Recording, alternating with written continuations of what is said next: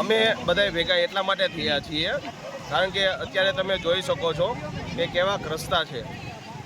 રસ્તા એટલા ખરાબ છે કે અમારે 8 વાગે ઘરેથી નીકળવાનું હોય એ છતાં અમારે છોકરાઓને મૂકવા માટે 9 વાગે નીકળવું પડે છે કે સ્કૂલે ટાઈમે પહોંચી શકે. પ્લસ અમારા છોકરાઓ અમારા ઘરવાળાઓ બધાય ઘણા બધા અહીંયા પડે છે. તે પછી બીજા બધા અહીંથી જે પ્રવાસીઓ છે એ પણ પડે છે. અને કહેવાનો મતલબ પ્રશાસનને એ છે કે જલ્દી ને જલ્દી આ રસ્તા રિપેરિંગ કરાવો. જો તમે જલ્દી ને જલ્દી આ વસ્તુ રિપેરિંગ નહીં કરાવો 7 દિવસની અંદર તો અમે પછી હવે રસ્તા રોકવા આંદોલન કરવાની ફરજ પડશે અમને.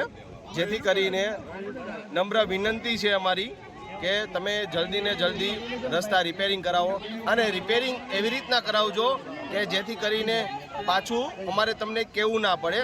જેથી કરીને હમણાં થોડાક ટાઈમ પહેલાં કીધું હતું તો એક જેસીબી આવ્યું, અડધો કલાક ખાલી રહ્યું, અડધો કલાકમાં રહી અને વહી ગયું અને હતું એના કરતાં પણ બહુ ખરાબ કર્યું.